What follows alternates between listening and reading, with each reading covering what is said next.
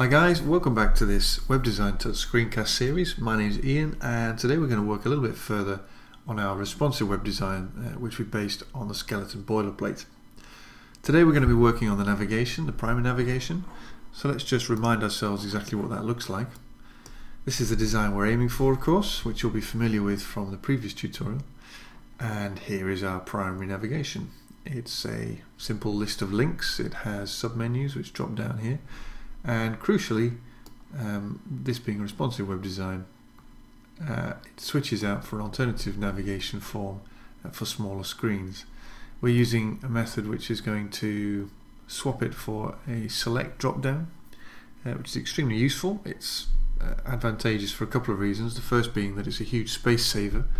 If you've got a menu with all kinds of links, then that can obviously take up an awful lot of space on a mobile display.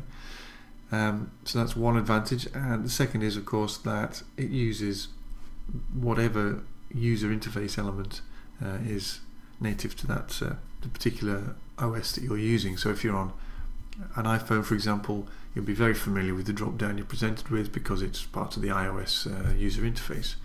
So it creates familiarity, and that's great for usability. So that's what we're going to be doing. Before we jump into doing that, however, there are a couple of things I want to do in preparation for that. The first being, I want to have a look at the baseline grid. I want to make sure that all our vertical measurements are all nicely playing ball together. And secondly, I want to alter our logo, which currently looks like this, fairly unstyled. I want to swap it out for the proper logo like that. Firstly, that looks a little bit more pleasing to the eye, so it's nice to work with, of course, but secondly, it also demonstrates something which is quite important for when we're discussing our submenu here, so that's worth paying attention to. So that said, let's now take a quick look at our PSD and remind ourselves of what exactly a baseline grid is. That would be these horizontal lines running across our screen. I've hidden the vertical columns in our grid system, leaving just this 6 pixel baseline here, and all these horizontal lines are 6 pixels apart. Simple as that.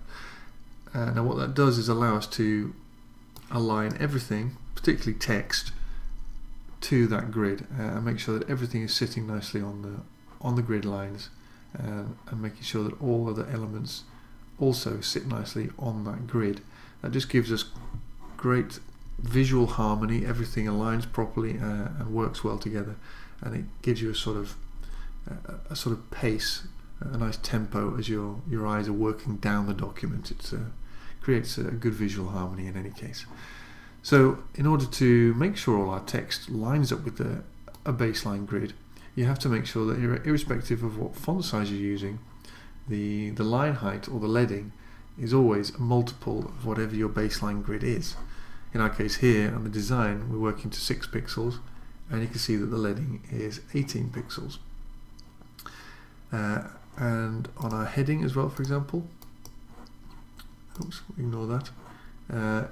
We have a larger font size, but we still have the line height or the leading of 18 pixels. So that's how it works in our design. That's fairly simple if you're working in a PSD, but we need to now translate that into the browser. And the first thing to notice is that the skeleton boilerplate works with, by default, works with a larger font. And I'm perfectly happy with that. I prefer larger fonts. This is let's just work now with what we're working on, and if we inspect our paragraphs and zip down a little bit to find the rule where our font size is stated, that's on the body tag, you can see that the font size by default is at 14 pixels and that its line height is at 21 pixels. Now the sharper amongst you will notice that has nothing to do with 6 pixels at all. What we're actually working towards here is a 7 pixel baseline grid. So any of our vertical values, any measurements that includes heights or margins or line heights, anything like that, we need to make sure applies itself with a multiple of 7 pixels. That's how it's going to work. Now the boilerplate as it currently stands does hiccup on that in a couple of ways. For example, on our paragraphs, they're currently styled with a margin at the bottom of 20 pixels. Now that obviously doesn't tie in very nicely with our baseline grid at all. That would be much better off if it was 21 pixels, for example. So there are a couple of ways to fix that. If I just open up our project, we have I've got my project running on my desktop here, so I'll just open that up. The base styles for skeleton are all found in the base CSS file. These are our 3 files which you'll remember from the last tutorial. And if we open up base CSS and we scroll down, we'll notice that we have basic typographic rules, we have the links, lists, buttons and form styles. There isn't a great deal, but what there is on occasion does trip up our baseline grid. Looking at typography here, for example, you'll see that the H1 has a font size of 46 pixels, all well and good, but the line height and the margins at the bottom mess things up. The line height is 50, that would be far better off as 49, for example, that being a multiple of 7. The margin at the bottom is fine at 14, obviously. Then we have the H2, which is has a line height of 40, that would be better off as, say, 42. And the margin at the bottom could be 7, or you could make it bigger at 14, something like that. But in any case, that would make sure that our typographic elements all tie in with our baseline grid. Here we can see the paragraph stated. This is what we just highlighted in the browser. This is what we would need to change to 21. Now we could do that here in this base CSS, but that doesn't make things very extendable for the future. Maybe Dave will update the base CSS of his skeleton boilerplate, and then we would be scuppered because we wouldn't be able to update the file so easily. So what I suggest you do is take only the rules that you need to change and paste them into the top of your layout, which we were working on last time, if you remember. So I've already prepared those because I'm not going to make you sit and watch me do all of that. Let's pop those in here above our site styles. I'll paste those in, and then I'm just going to update the little table of content there just to reflect what changes I've made. So we've got baseline corrections appearing before anything else. There are only a few. This is the culmination of everything that I've just had to change in base CSS. So now you can see at least that headings here, they all tie in with the proper values, and anything else that had margins at the bottom and that sort of thing assigned have been properly tied into our baseline there. So let's just save that, and we'll forget all about it for the time being, because now I want to have a look at our logo. This is what we currently have. It is it's just our link in our H1, and this is what we want to go for. We have actually already prepared an image. If we look in the images folder, you'll remember we have our sprite. There it is. It doesn't really contain a great deal, really just the 2 headings, more or less. So that's what we're firstly going to use, and we're going to do some styling on our head and get that looking a little bit more presentable. So let's firstly open up our index.html, make sure that our markup is correct at the moment. Last time we were working on our bands and we just piled in a load of divs, which is all fine, it all works, but we can make our markup a lot more semantic than that. For example, with our header, we can use within our band, we can use this container instead of being a div. We may as well switch that out for a header element, because that's much more semantic. That's what we're working for after all. And we've got our container, our 16-column container within that, so that's fine. And then we've got our logo and our link within that, so that's okay as it is. We'll save that, and now we'll just apply some basic styles on our heading. So let's begin a heading section in our CSS, and let's see, the first thing we want to do is, according to what I've previously done, we can refer to it as heading main because it has that class, if you remember. We're just going to add some padding. give it a little bit more space. Remember, we're working to a 7 pixel baseline grid, so any padding top and bottom is advisable to work to a multiple of 7 pixels.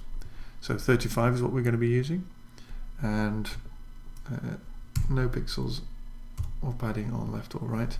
That will just give us a little bit more space. Where's my Chrome gone? Okay. See, that doesn't seem to have done anything. Well, let's just see what's happened there.